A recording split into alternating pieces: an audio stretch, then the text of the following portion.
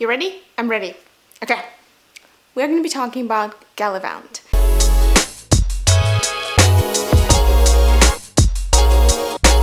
As far as I know, Nick Stewart, who is the founder, has started his career in the marketing departments as a brand manager. If my memory serves me right, Nick worked for L'Oreal for a number of years, for big corporate, smaller niche houses. I think his previous position before he ventured on his own was with L'Artisan Parfumeur. So I presume that one of the strongest, you would expect one of the strongest points about the brand that somebody who is very intimately familiar with managing of marketing departments and branding in general, the very strong point of Gallivant would be the name, the marketing story, and kind of the way they approach distribution. As far as I know, they invite different perfumeurs to work on specific editions, and each new perfume is named after a city. In one of the interviews, Nick mentioned that he really wanted to stay as far as possible away from making kind of cheesy cliche postcards from any particular place. So be it London, Tel Aviv, Amsterdam, Berlin, they were trying to kind of find their own twist, a very personal narrative when it comes to what the perfume will represent. By the way, this video is not sponsored by Gallivant. It is sponsored by my subscriber who sent me a bunch of samples of the Gallivant perfume, so I decided to do kind of short and sweet. Well, it will be sweet, we'll see how short it is. I'll do my best today to be super concise. Sweet review of the 4 fragrances. As far as I know, these 4 are their core fragrances. I wrote my notes as I was testing them. And yeah, I think at this point I'm ready to give you sort of a rundown of what I experienced with Gallivant perfumes, what I think about the packaging, even though I don't have a full-size bottle, but I've seen it, and sort of wrap it up with favorites and not so much favorites. All right, so we're gonna start, what do I have here? We're gonna start with Berlin. When it comes to Berlin, this city is covered with cultural enigmas. The West versus the East separation, the kind of post World War II cultural references and era. So there are a lot of things about contemporary German culture are incredibly complex and layered. So I had very high expectations of what the Berlin should be in the view of Gallivant. What I find here is, first things that I really enjoyed is the opening of kind of gin and tonic type of cocktail. I was privileged enough to visit Berlin, I think twice. One time very briefly and the second time for a more prolonged period of time, and it was during the summer. I was with a friend, and it actually does get quite hot in summer in Europe, and even in Berlin in general. And it was particularly refreshing to find those kind of hipster/hippie underground bars by the river that would be just mixing all kinds of drinks during the day. Since we were there as tourists, day drinking was not a problem for us. And I have very fond memories of just chilling by the river in these really odd concoctions of garages made up kind of warehouses and things like that. So it really brings memories of summer in Berlin, and I really like it for it. Otherwise, if you have never been to Berlin, or if you have no cultural reference to it, think of very refreshing kind of mojito/gin and tonic type of cocktails. What I wrote about the dry down, because it's all about the dry down when actually what makes you fall in love with something or it doesn't. The opening notes is kind of a selling point, it's a hanger appeal if you wish, if we reference fashion industry. The opening is what's supposed to give you a first really pleasant nod, but what really will make you cash your coin after testing something for a while is the dry down. So in terms of the dry down, unfortunately for me, it got kind of soapy, and I really wished for a bit of a dry, woody notes.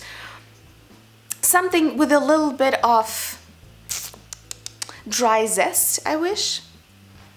But unfortunately, at least for me, it's a really wonderful, beautiful kind of summery beginning, very refreshing yet a little bit edgy. But when it dries down, to me, it just gets soapier and soapier and soapier. Yeah, that's what I for the Berlin. I'm basically down to the last spritz because this one went by very quickly.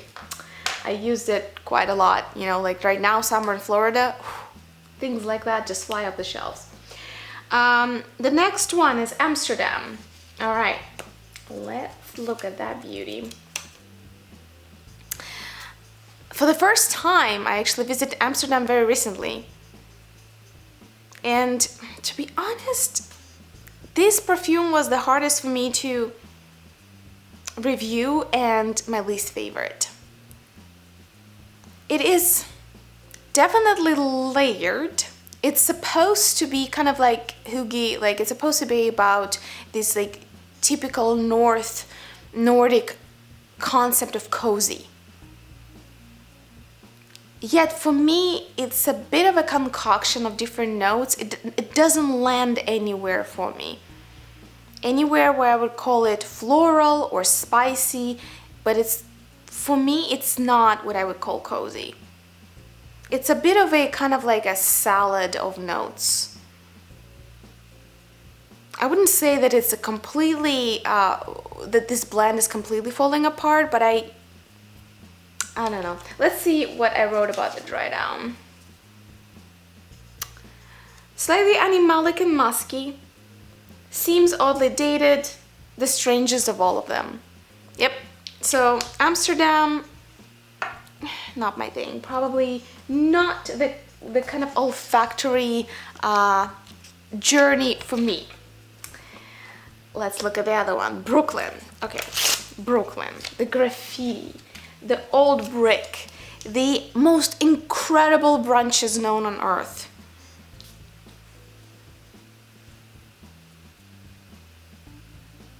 Fresh, not so fresh. Again, slightly soapy floral. To me, it's somewhat boring. It's almost a little bit like a lemonade. It kind of makes me think of coming to a small indie coffee shop where, you know, like they have those teeny tiny little vases with dried or like local flowers, something really unusual, not like the flowers that I basically don't know names for, you know, not your grocery store kind of flowers. Roses, this is carnations, this is that, this is that. No, this is like little odd little flowers just put in this teeny tiny like mugs or little pods, and you're sitting there and you say, I feel like some homemade lemonade today. And you kind of inhale this dried floral scent while sipping your lemonade. That's what I get from it. In terms of the dry down, oddly enough, I wrote that it gets a bit too sweet to my liking when it dries down, so kind of like sugars down a bit, which is not very common actually. Usually all kind of sugary notes, they are right there in the heart, and the dry downs are usually softer. If it's sweetness, it's usually vanilla or some kind of woody, softer animalic notes that I usually put in the bases, but oddly enough for me in the dry down, the sugary note was becoming more and more annoying. Not my most favorite, but not the least. The last one that I had to try, and thanks to my subscriber for supplying me with all these generous samples, was Instable. Okay, all right, now we're talking. Before I even spray it, I already, like, you see like my smile ear to ear. I don't know if this is the most unusual way to represent Eastern kind of luxury, because in a way, this, to me, is the most postcard of them all, and yet I love it the most. Maybe I'm just a simple kind of girl. But this, it's almost a little bit medicinal in the way that they combine different resins and kind of vanilla, amber accord. There's something about it that brings a bit of kind of like dry calendula, if you know of that kind of herb. but it's layered, it's rich, it's kind of more toward heavier kind of perfumes. And to me, this is a very interesting take on amber vanilla. I don't like gourmet vanilla. I don't like amber that becomes, again, too similar to vanilla itself. I do like when amber fragrances have a little bit of kind of spicy bitterness, or not necessarily bitterness, but a little bit of, because the amber accord itself is so rounded and blankety that I almost feel something needs to bring it out of it. Either make it as heavy as you can, which to me is one example of like super rounded. The roundest of all amber on the planet is L'Artisan Parfumeur L'Amber Extreme. But what makes amber really interesting is when you add some unusual opening notes or some spices to the base that give it a little bit more dimension when the amber is not so amorphous. So here I feel that je ne sais quoi, you know, like this a little something special something in terms of spices, and to me almost like a little bit medicinal herbs is there. And I absolutely love this interpretation of amber. Love it, love it. Instable, it's kind of like it was really easy for me to rank them. I think by now you understand that I don't even need to go back and tell you what I like and what I don't like, because Instable by Gallivant was like instant fave, just instant fave. Even though I have probably over 10 amber fragrances in my personal collection and I sampled probably over 50, if not more at this point.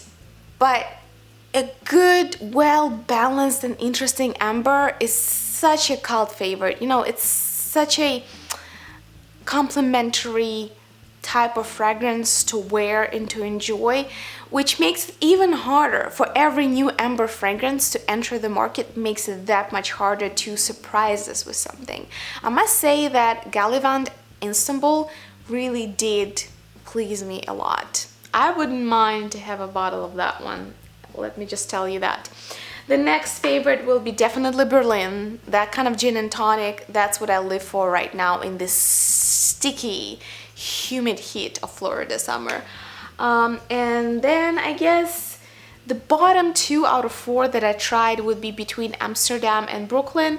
To be honest, I don't want to designate the worst of the worst place. It's just like neither of them really kind of hit the sweet spot for me in terms of like the way it opens and the way it lives on the skin. It's just probably just not my cup of tea. I think in terms of the florals, I do prefer the way that L'Artisan Parfumeur does those, and some other brands. Like if you really want, we can talk about kind of spring florals and what kind of spring greenish or softer powdery florals I prefer. This is just not the way I guess I would want to wear florals. Anyway, thank you so much for your time. I hope you enjoyed this little review. I know that when it comes to packaging, let's talk about packaging for a second.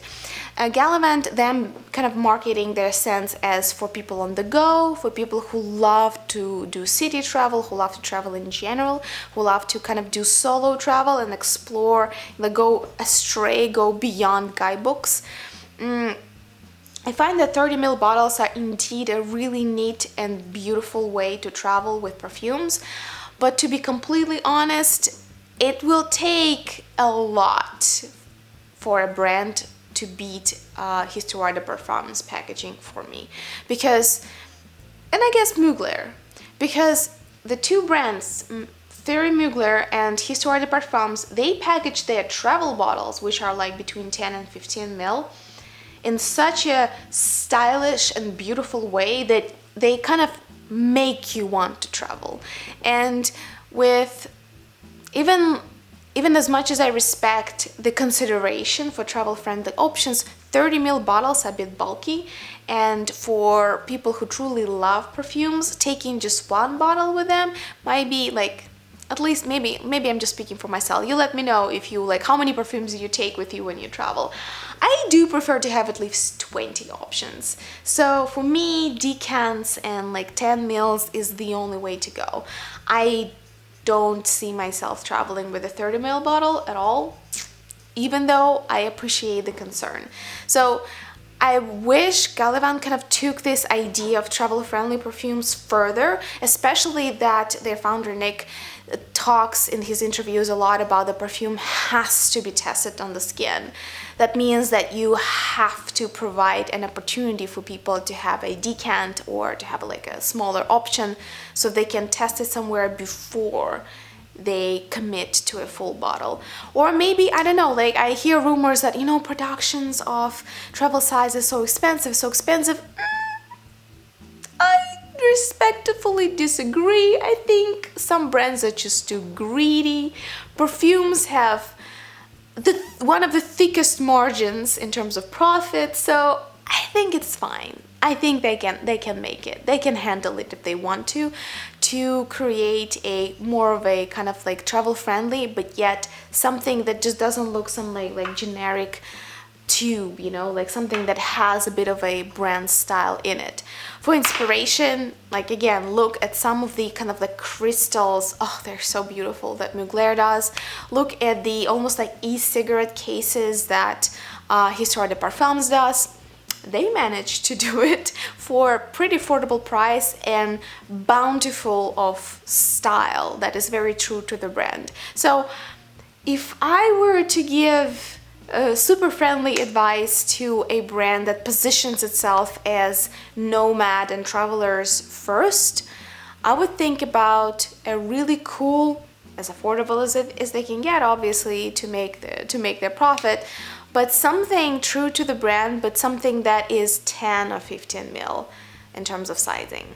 Okay, that's my 20 cents. Would I recommend this brand for you to try? Absolutely. I think this is a very good quality blending. I think this new niche brand deserves some more attention than it gets.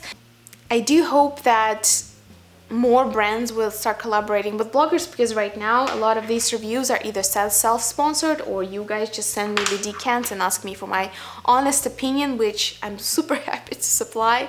I guess the time will show. There are a lot of new niche brands that pop in and kind of like some of them come and go, some of them stay a while and become cult favorites. I'm super curious, how do you kind of project, how do you forecast who is here to stay and who is here to go? How do you approach trying a new brand? I know there is like almost an emotional, not only financial, but almost an emotional barrier to give yourself to a new brand, because like, all right, what if I don't like you? I wasted my money. If I do like you, oh, you're not cheap. I don't want to like add another $100 thing into my wish list.